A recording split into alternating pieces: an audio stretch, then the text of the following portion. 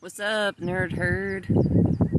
It's Brittany here, the young adult librarian at the Boyle County Public Library. My name is Brittany, but you can call me B. I think I'm gonna start going by B. I don't know, it just feels like it fits better. So, yeah. Today, we are outside in the nature. Hello, tree. I hope that you can hear me okay. The wind is kind of blowing, so I hope that it's not like, keeping you from hearing things. But anyway, hello. We, today is Nerd Herd, and you might be thinking, well, what is a nerd herd? And mostly it's just like it's a fun name for a book club. And I know some of you might be like, ew, boring, a book club. But hear me out, okay? Hear me out. I want us to explore being outside more. Personally, especially right now with the pandemic, I can stay inside pretty much all day. And I find that when I go outside and experience things that are living, like a tree, like grass, like bugs. Spider just crawled across my notebook.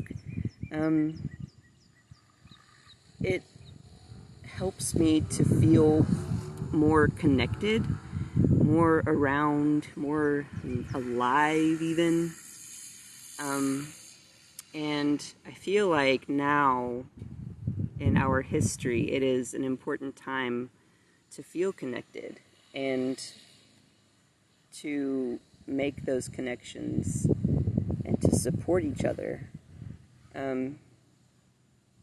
It's been difficult for me lately to sit on the sidelines and not show up, not participate in life in the way that I should.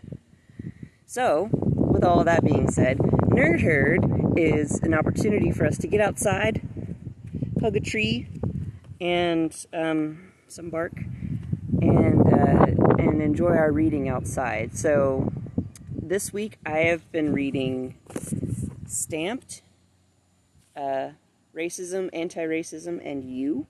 This is originally written by Ibram X. Kendi, who is a historian and a writer.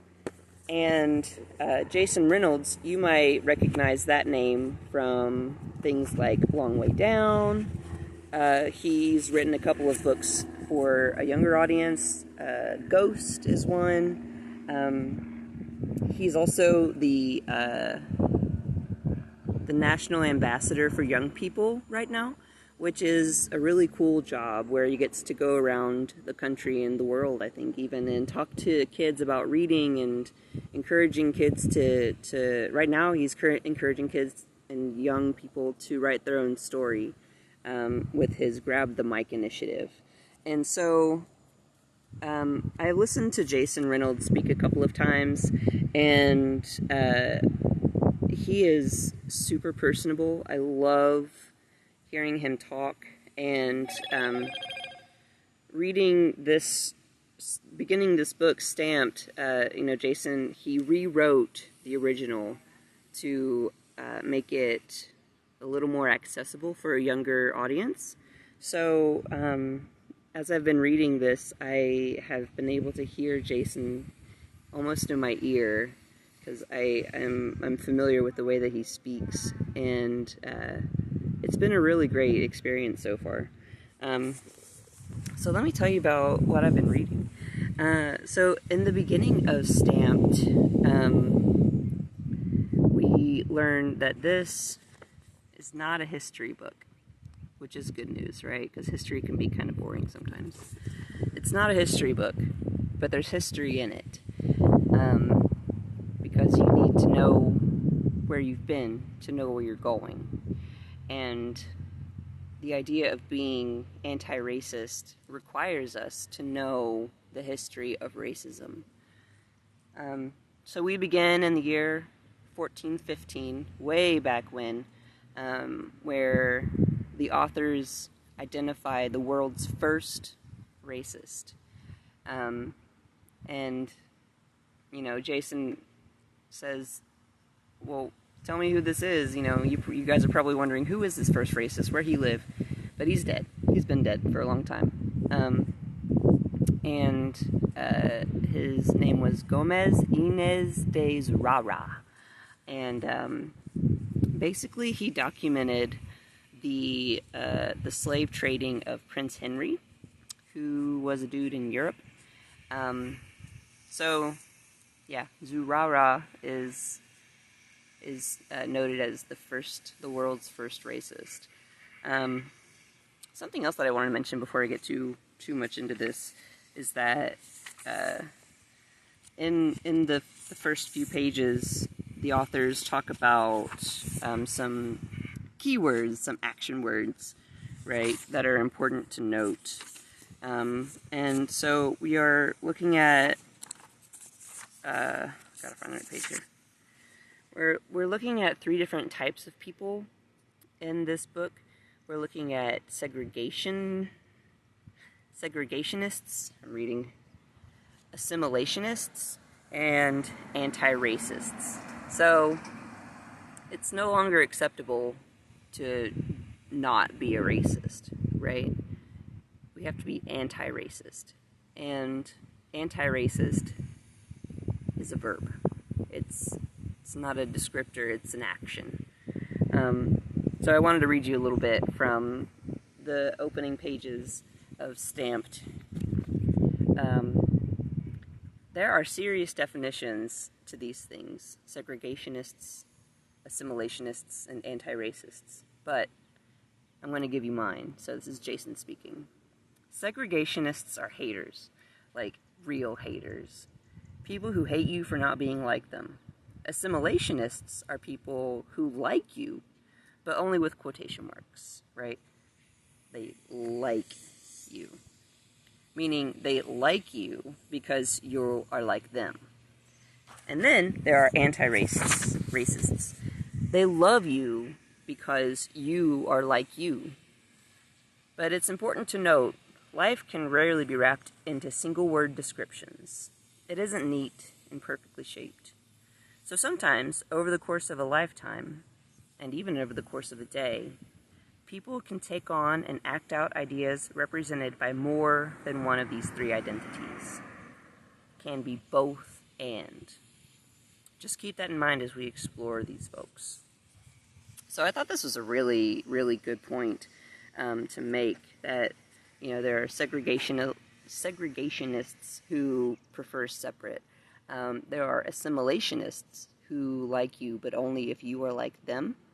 And then there are anti-racists who can see otherness and honor it and respect it for what it is and its beauty and its contribution, right?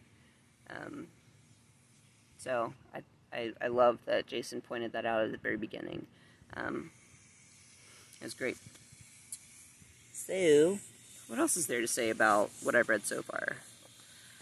So we started out in Europe in the 1400s, and then we jumped ahead to the colonization of the Americas at first.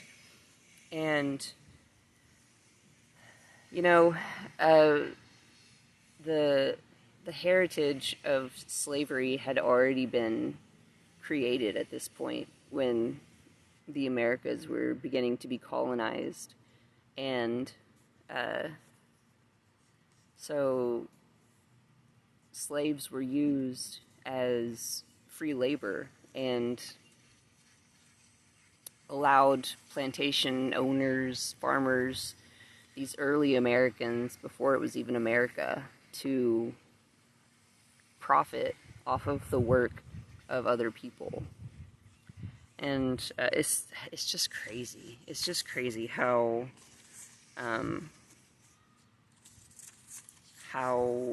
things were twisted to make it seem like some people were inferior to others.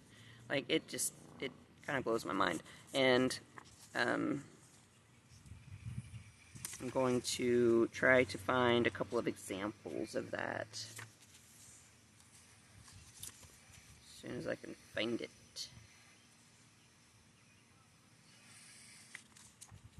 I really do like being in the nature. Here, watch a tree while I find my place.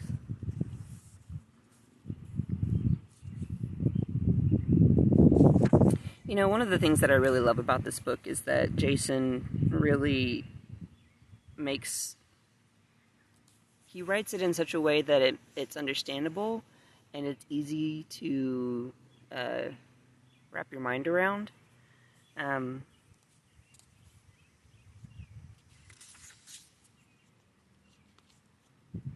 So for example, I'm going to see if I can turn you around. Turn around. There you go.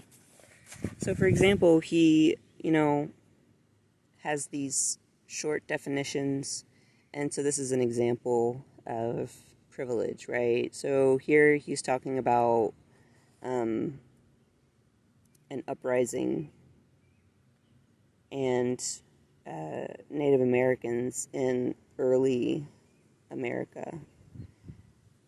And so these rules were put into place to essentially cause a clash between the classes. So, but also it, wielded power from between, people who are white and people who are black. Specifically Africans in this time. So, I don't want to ramble on too long. Just to say that, I've read the first roughly 25% of the book, and I am really enjoying it so far. I listened to something on a different social media platform earlier today that talked about, fully understanding the plight of someone to help, move us towards making it right. And so I am personally very excited to start reading this book and to complete this book as a first step of sorts to help me be fully informed about the things that are going on, fully informed about the past and the foundation that has led us to this point, so that I can be fully informed moving forward to continue to help everyone be on the same level, to promote equity and inclusion. And I didn't mean for this to become a sermon, but here we are. Yeah. So if you've watched this whole time, thank you. I'm glad you're part of the Nerd Herd. And, yeah.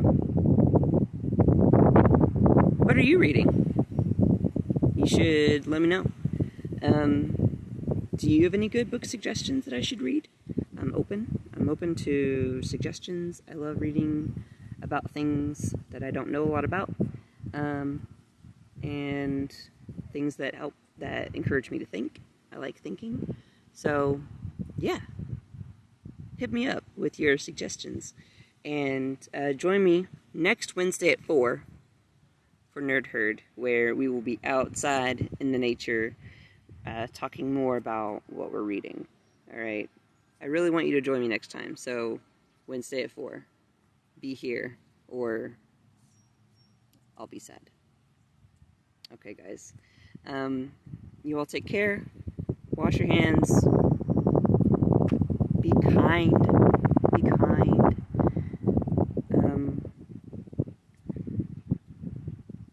Be open. Be kind and be open. Wash your hands. Alright. I'm going to figure out how to end this. See you guys next week.